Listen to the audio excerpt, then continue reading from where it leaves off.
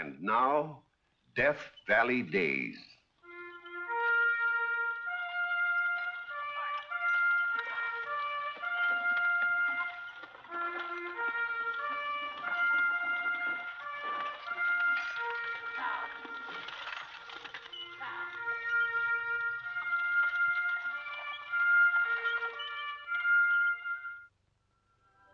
Howdy, folks. I'm the old ranger, and I have another interesting true story for you about the historic Death Valley country. Maybe you folks think that social life in a desert mining camp was on the simple side. Well, wait till you hear the story I'm going to tell you tonight about Death Valley's $1 million wedding.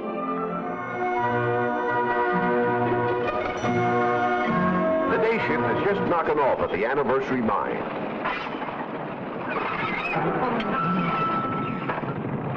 The Lonely Hearts column, that's what Tiny was reading. I was not. I was lining my dinner pail. And who packed your dinner pail, Tiny? Well, Aggie, I reckon. You reckon? You know darn well it was Aggie. Oh, shut up.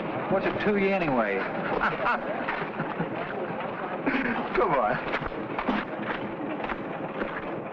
George is jealous, Tiny, but don't let that stop you. If you want I got no intentions of marrying anybody, let alone that hasher. Say, Aggie'd make a fine wife. A good hard worker, got real character. Well, if she's such an all-fired bargain, why don't you marry her? I already got a girl. Besides, Aggie's all right if you just get the right slant on her. See what I mean?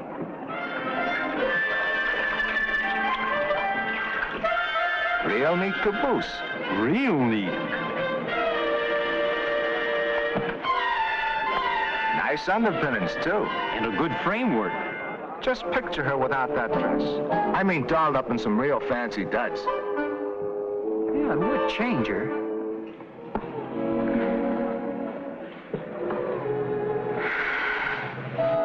No, but it wouldn't change that face.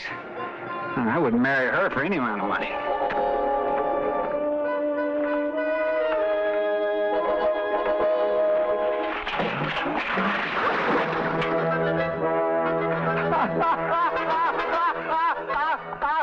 I'm awfully sorry.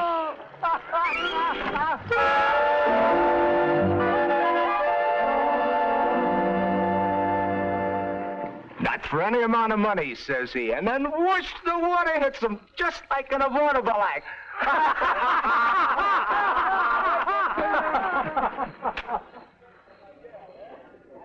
Boy, if he couldn't stand her before, she'll sure be poison to him now. He was just talking. He'd marry her for a price. A price? Sure, if there was enough in it, any girl would look good to a guy. Not Aggie. Let's make him an offer and see. Oh, no. I'm not putting up my hard-earned dough just to find out. I don't mean money. Securities. What securities? Shares in the Desert Queen mine, remember? Do I? I blew 2 months' wages on that there stock, and it ain't worth enough now to buy me a drink. You were in good company. Every man in camp did the same thing. It'll be a cinch to raise $50,000 worth. Then we'll offer it to Tiny as bait for marrying Aggie. Ah, Tiny would know it wasn't worth nothing. Not a chance. He wasn't around here in them days. Remember? Yeah, that's right. Boy, this is gonna be good. I can see Tiny's face now as you make him the proposition. You're offering me $50,000? The day you get hitched to Aggie. Who are you kidding? How would a hard rock miner like you get that kind of money? From my uncle who just died and left it to me. Here's a letter from his lawyer. See that? $50,000 in the Desert Queen mine. Jeepers creepers. But why are you giving it to me? 'Cause you're the only one that can help me, pal. See, my girl in San Bernardino, who's got more than 5 times what my uncle left me, well, she thinks that there's something between Aggie and me. But if you was to marry Aggie, well, that'd prove that there's nothing to that something. If you don't help him out, he's a dead duck. Well, why don't you help him out? Well, even Aggie wouldn't marry Russ. He's too stupid. Yeah. Besides, I'd like to see you happy. I am happy. Man was not meant to live alone. Remember the animals on the ark? 2 by 2, male and female. Well, I got nothing against getting married or the $50,000, but Aggie, gosh. You've got to expect to make some sacrifices for $50,000. Yeah, I suppose so. I'll think about it.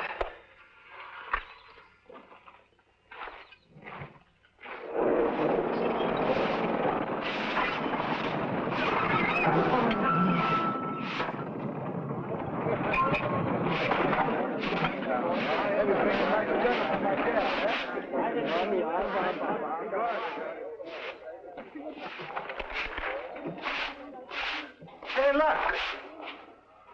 4 bits. It's funny, I didn't see it. You know what it means? It's a sign someone's coming into some money. It is? Yeah, and I can tell you who. Who? Tiny Stoker. Tiny? Didn't you know? Told me today. What a fortune, understand. Seen some relative died or something. Well, a lucky cuss. Here, Aggie. To your good luck. Thank you.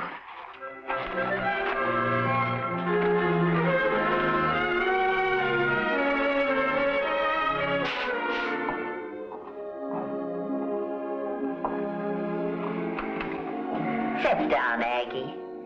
Best time of day, this. The last of the dishes done and nothing to do till tomorrow. How do you know Aggie's got nothing to do? Oh, No, I haven't. a girl who works as hard as Aggie does all day doesn't want to go stepping out evenings. She needs a beauty sleep. What I mean is, I could sleep from now till doomsday and I wouldn't be pretty. handsome is as handsome does. That's what my mother taught me. Didn't she, Duff? Your mother had some mighty queer notions. I've never known a girl with a nicer disposition than you, Aggie. One who's neater or more dependable. That don't seem to be enough to get a husband. Oh, shucks, you got a lot of time. I waited until I was 30 for Dolph here. Didn't I, Dolph? 35. You see, Mr. Wright will come along one of these days, and don't you give up hope. I gave that up long ago. Guess I'll go to bed.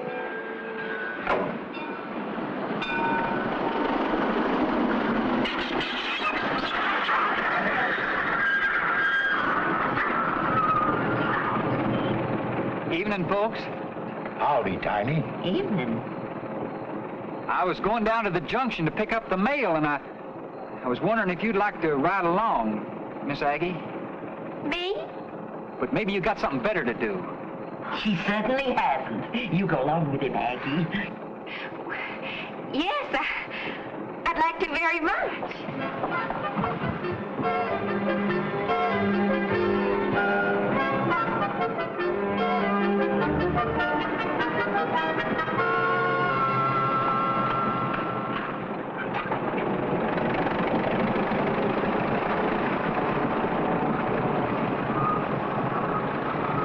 Well, I declare. Do you suppose he's Mr. Wright? Right or wrong, she'd better make the most of it.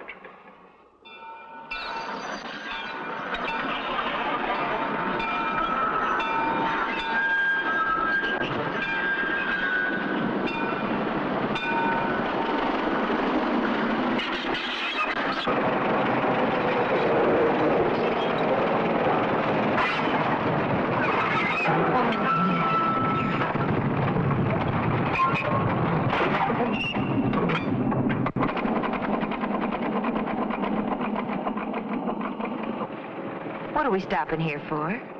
Oh, there's some rocks on the track. Sam will get them off.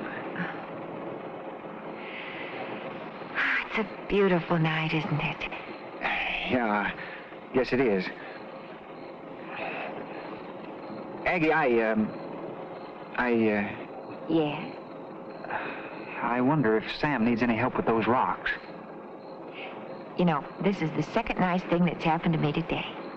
First, one of the boys picked up 4 bits where I was sweeping and gave it to me, and then you asked me to go riding. Wonder what the third thing will be. The third thing? Well, things always happen in threes, you know. Well, I always thought they happened in twos, like animals in the ark, male and female. Now, Mr. Stoker. But you were saying about the birds and the beasts?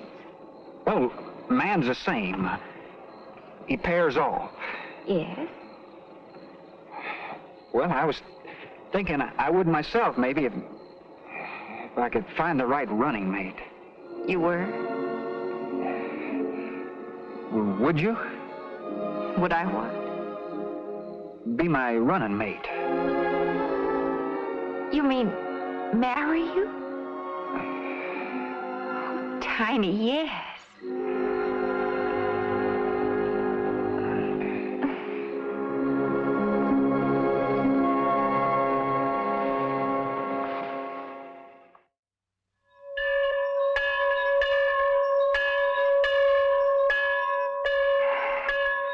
Hold still.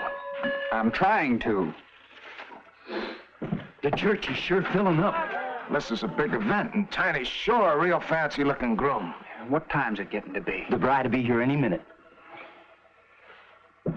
Give me another snort. You gotta stand up in front of all them folks, don't forget. Yeah, but I need a drink. And stay sober enough to repeat your vows. I said give me another drink. The bride's coming. Hurry up, get in that back door and take your place. No. I'm not going through with it. What? No, I can't do it. For $50,000.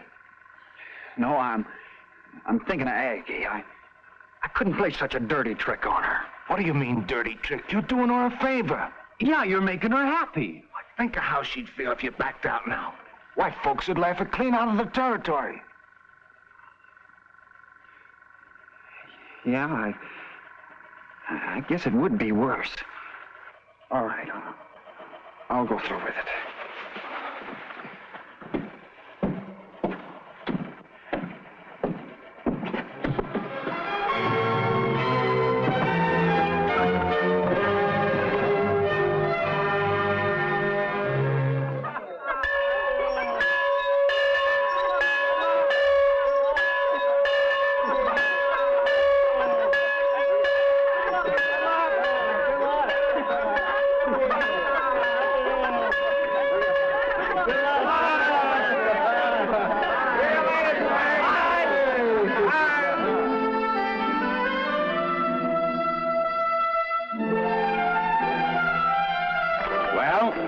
This is as far as we go. From now on, you're on your own. Best hasher the Waldorf ever had. And now you've stolen her from us. Oh, you big bad man, you. I ain't over the surprise yet. But congratulations. Now you can have Mrs. carved on your tombstone, Aggie. Isn't it wonderful? Would you excuse me? A couple of the boys want to see me. I can guess why. Don't be gone long, dear. No, I won't. I never did get a good look at your ring, Aggie. Oh, my, that's pretty. It'll look prettier once my hands ain't so red and rough from washing. Well, you'll still be doing your own washing. Maybe not. Maybe I'll have a hired girl. On a miner's wages? Tiny's coming into some money very soon. Quite a fortune. You don't say. I didn't know. It's kind of a secret. I just heard about it myself by accident. Not only a husband, but a rich one. Oh, Aggie. Seems almost too good to be true, don't it? When he could have had any girl he wanted. He picked me.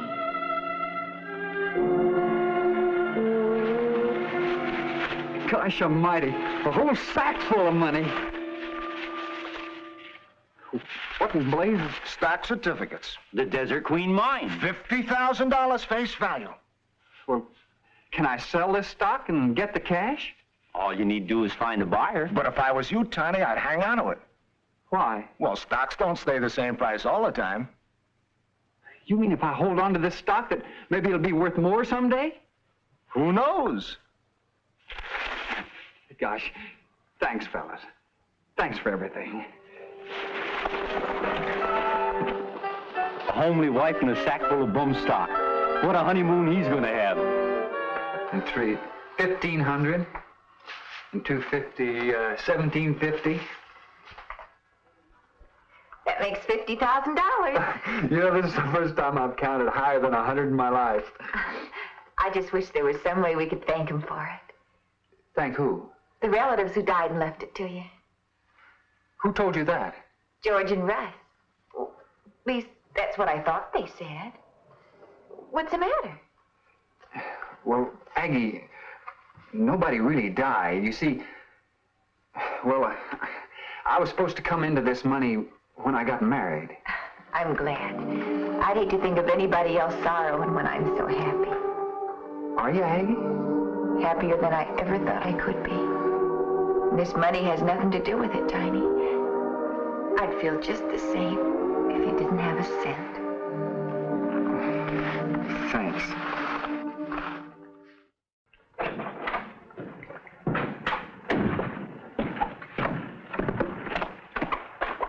Oh, Mr. Loomis. Oh, morning, Mrs. Stoker. I wanted to ask you how I go about cashing in these securities. Desert Queen mine. Where'd you get them? They're part of an inheritance. Tiny got $50,000 worth when he married. We're saving most of it, but I wanted to get a little money to pay for some furniture and things I ordered for the house. Well, you never get any money for these, Mrs. Stoker. They're worthless. Worthless? There hasn't been any trading in Desert Queen for 2 years. Not since the mine closed down. I'm sorry, Mrs. Stoker. I'm afraid somebody's played a joke on you. Pretty cruel joke. This is some of the stock the boys were collecting around the camp. They said they were going to paper Miners' Hall with it. I even threw in a few thousand shares myself. Was it George Titus and Russ Jenkins? Yes, ma'am.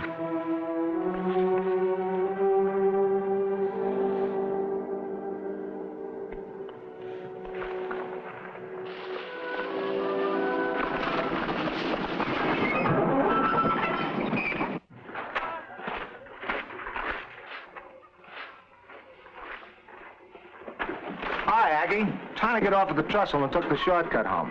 I wasn't waiting for Tiny. I was waiting for you two. Why'd you give him that worthless Desert Queen stock? Why? We was just playing a joke. A joke? I suppose you think it's a joke to hit a man on the head with a sledgehammer, run over him with a carload of ore. Oh, no, it ain't that bad. No, besides, anybody with any brains would have known that stock was no good. So you think a man has no brains because he's honest and sincere and trusts his friends? Well, let me tell you something. I'd rather have one man like Tiny than 100, 1,000 smart alecks like you two. Now, you're going to him and explain what you did. Do you hear me? And I'll give you just 15 minutes to do it. Now, get!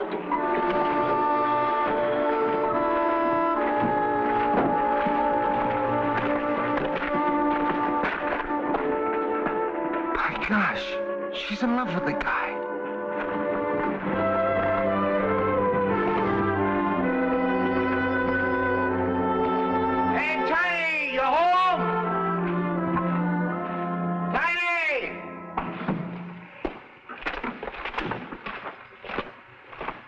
What's up, fellas?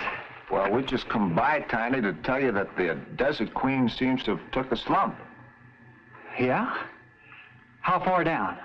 Well, I'm afraid she's hit rock bottom. Well, what does that mean? The stock ain't worth a good gol darn. Well, when did you find this out? Oh, about 2 years ago. 2 years?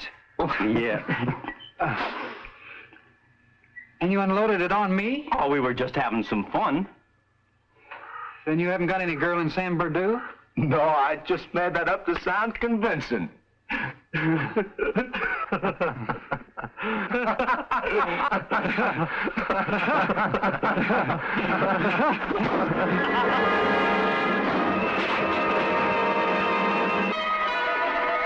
So you guys think it's fun?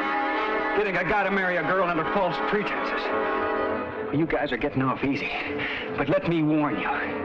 If you as much as breathe a word to Aggie about me being bribed to marry her, I'll tamp you in a hole with a dynamite charge.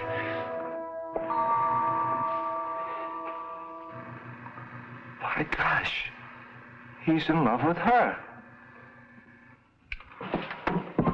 When you come home tonight, some of my new house fixings ought to be here. Every time I look at this sack of junk, I feel like smacking George and Russ all over again. Then why don't you throw it away or set a match to it? No, I'm going to keep it. Just to remind me what a sucker I was. You shouldn't look at it that way, Tiny. After all, the stock didn't cost you anything. You've been a mighty good sport about it, Aggie. Going back to work and all. I don't mind. I always have worked. And you know something, Tiny? Money don't really matter when you love somebody.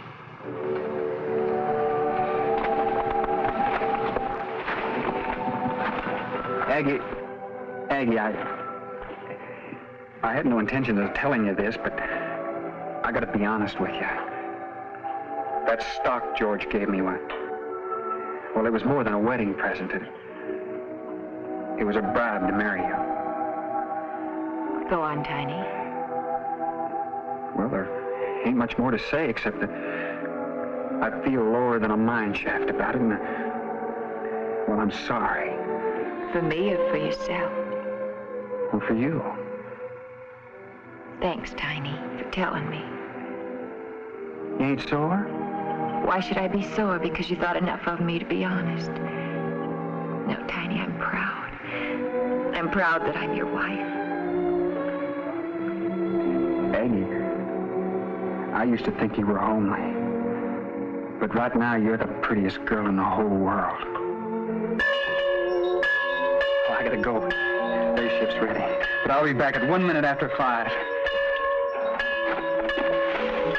Here, take this blasted mining stock and burn it.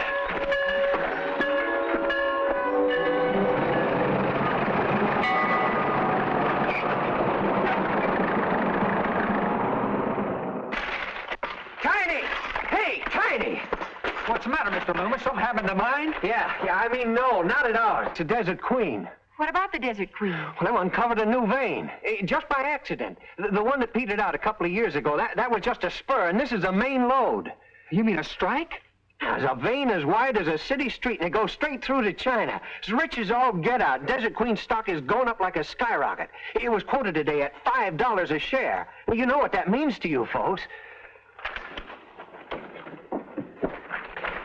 Now, Tiny, you hold on to that stock, because it'll probably go up to 10 or maybe even 20. We can't. We burn it. You what? I told Aggie just the other day to set a match to it. Oh, Tiny. But I didn't, Tiny. Aggie. I couldn't bear to see it all go up in smoke. Our only wedding present. Oh, sweetheart. Boy, now you put that in the bank before something really does happen to it. All except a few thousand shares. Those I'm gonna cash. What for? To throw the biggest wing-ding honeymoon a bride and groom ever had. And that's just what they did. England, France, Egypt, India, the Orient, then back to San Francisco and home. Plenty of sandwiches here. Aren't they wonderful? Ham sandwiches. I knew you'd all like ham. I also thought you'd all like the ham sandwich. Leave the food alone now, all of you. Gangway! Gangway! Oh, Dove, you shouldn't have brought that out so soon. It'll get hot before they get here. Well, they'll be here pretty soon. Oh, if Sam met up at the junction all right, and if the ore trade didn't break down. That's them. Oh, I'm so excited. I can hardly wait.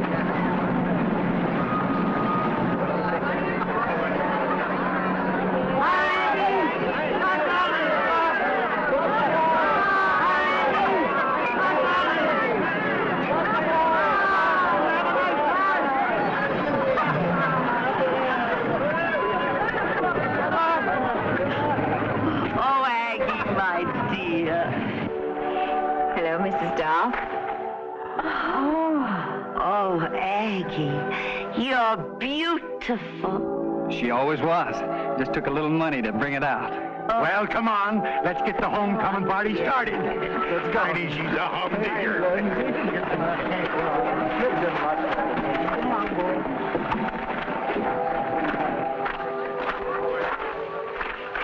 How does she look, boys? Like $1 million.